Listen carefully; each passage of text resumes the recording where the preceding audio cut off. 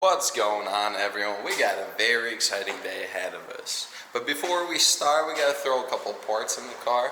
And yeah, you guys might know why I'm doing this, maybe not. We'll see if you guys can figure it out.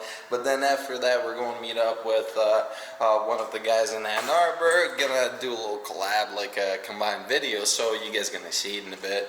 Possibly going to a dealership as well. So we'll see where it takes us. Let's get the parts in the car and I'll see you in there. Just got to the dealership, put all the stock parts back in the car in case they give me a good price. So I might sell this car today. I don't know, we'll see. But we're checking out not a brand new 2014 BMW F10 M5. And hopefully, if everything goes according to plan, we're gonna cop that boy. So I'll see you guys outside. I'm gonna show you the car. At the location, looking at the car right now. Let's check it out. It does have a carbon ceramic brake option, so that's a bonus, but I'm not really looking for it because it is super expensive to fix and super expensive to maintain. So, and unfortunately I do not have finances like that to deal with carbon ceramics, so probably I would option out on it, but like, we'll see. Let's see the car though. This is a classic BMW M5 blue color, super clean. You can see it has the gold brakes, which is weird because this is actually the gold brakes. Hold up, something's off right here. I'm gonna show you. So this is the actual gold brakes, and then the interior is super clean as well, just basic. So the gold brakes right here. Oh yeah, you can see it. I don't think it has carbon ceramics for the front. I don't know, I feel like it's different rotor or something, or the support. We'll see though. It does have couple imperfections.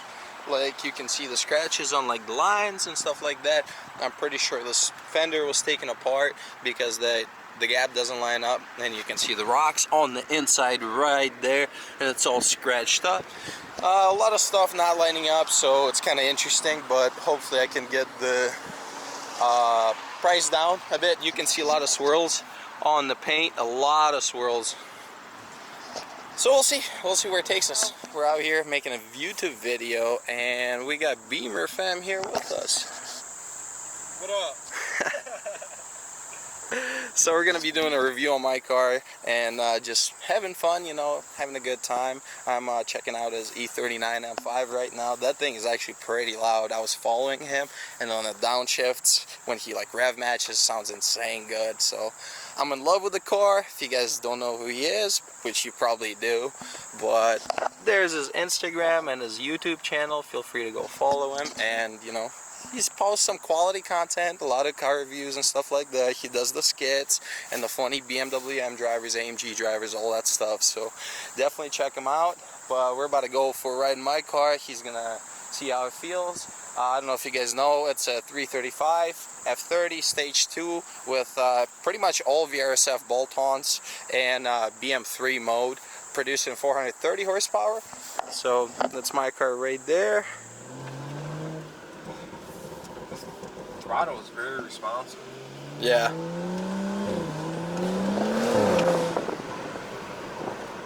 The pops and the upshifts, I like those. You know, I love how loud the Germans are. It's not too loud. Like, Danny's car is borderline obnoxious. Yeah. This is like, you still get that crack. It's a nice crisp sound. Well, knowing that the muffler is still there, it's a stock muffler.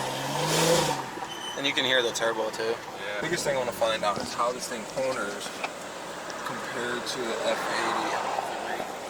Yeah.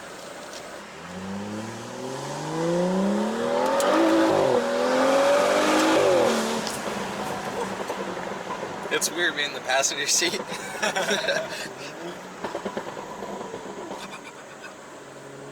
Once in a while I'll do like a one loud pop. A lot of body roll. So yeah, off that, like, I mean, the power is, it's so good for the size of this car. but it is not as tight. Of course, it's not an M car. That's why they make the M3 in the first place. But I mean, especially for 20-something grand, this honestly may be the best car I've driven in that bracket, price bracket. It's worth the money for sure. That sounds so good. Is this the M55? M55 engine, yeah.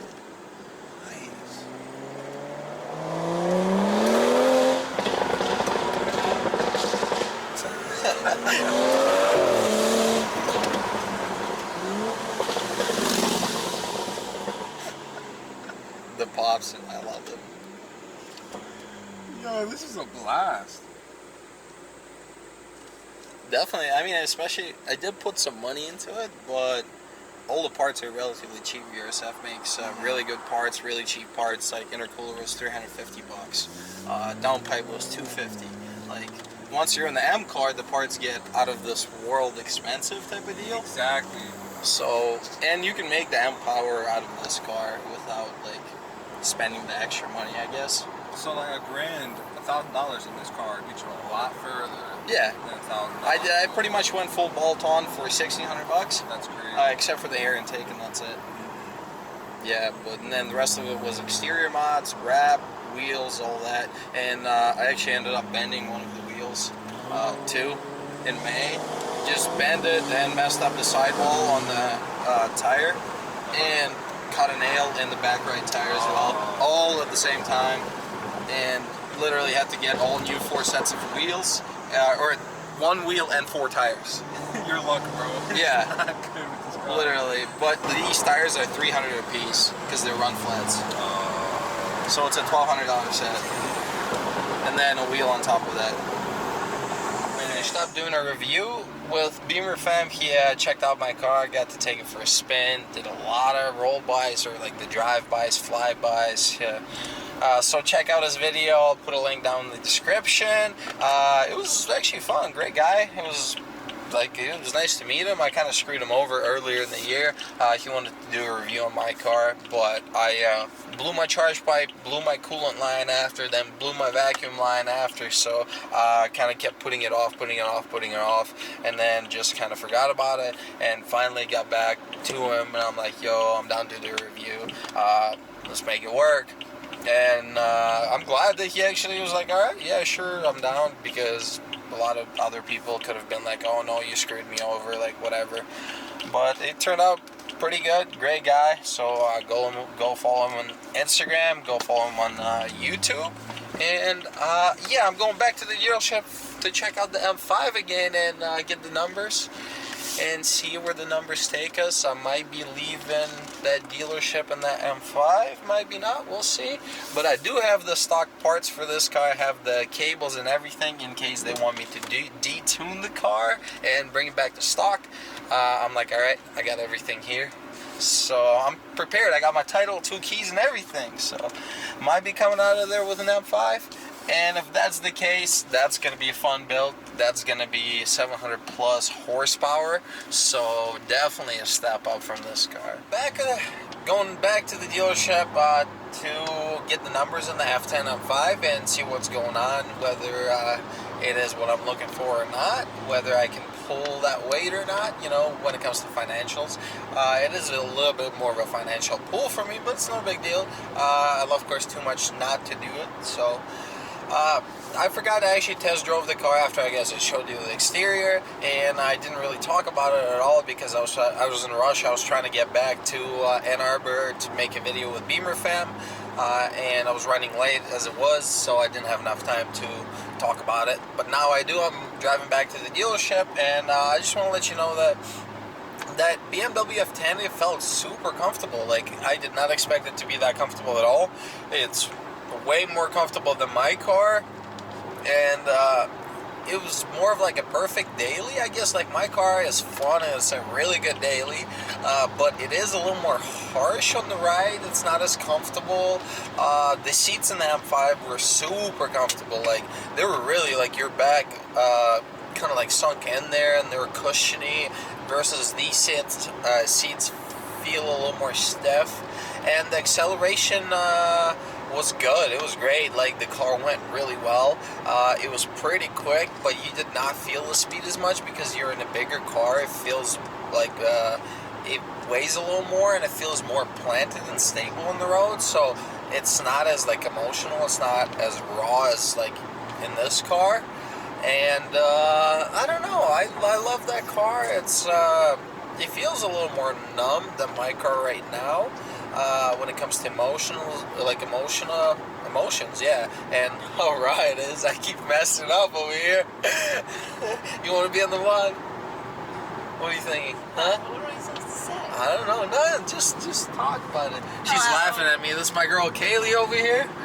She's been in the vlog the whole time, but she was a little shy, but it's no big deal. Yeah, she was a little shy, but there she is. She's over there. She's laughing at me because I keep like stuttering and messing up, and she was like, ha, ha, ha. And I was like, nah, come on here. But we're going back to the dealership. The car felt not as raw. It felt so well, like refined and everything. But honestly, I know for a fact that this car felt the same way when it was stock. But I went to stage 2 and it was a totally different beast. So I know for a fact that the M5 is going to be a totally different beast when I do go stage 2. And I'm definitely going stage 2 with that car. I wanted to make 700 plus horsepower, and I wanted to just be insane, rip tires off that car, beat it to hell, fix it of course, because I'm gonna break it for sure. I know what I'm getting myself into. A lot of people are like, hey, don't get like BMWs, they're unreliable, they break a lot and stuff like that. But who cares?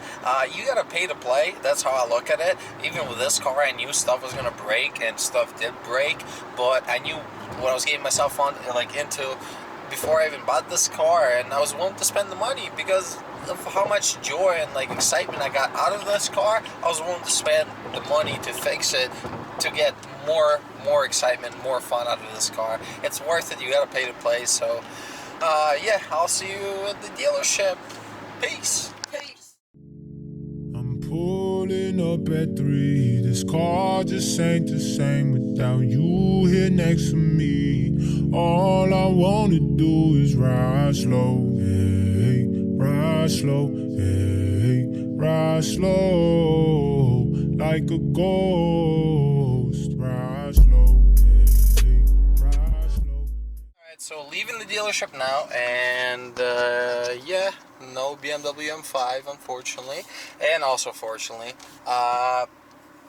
Part of the reason why it didn't work out is because the payment was going to be over like $469 a month or something like that, and that's a bit high for that car, especially because the trade-in value on my car, they said is $13,000. I looked at the Blue Book, whatever, Kelly Blue Book or whatever, and it's 22 grand on there, so they're going 10 grand below Kelly Blue Book. Like, that's a little bit insane.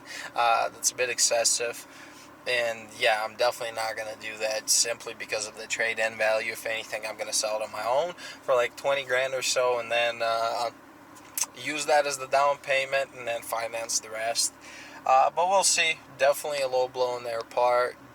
And plus, I don't know, like, I like the car a lot, but I didn't feel like super excited about it. Like, I felt excited, but like, it wasn't like anything crazy, it wasn't anything special.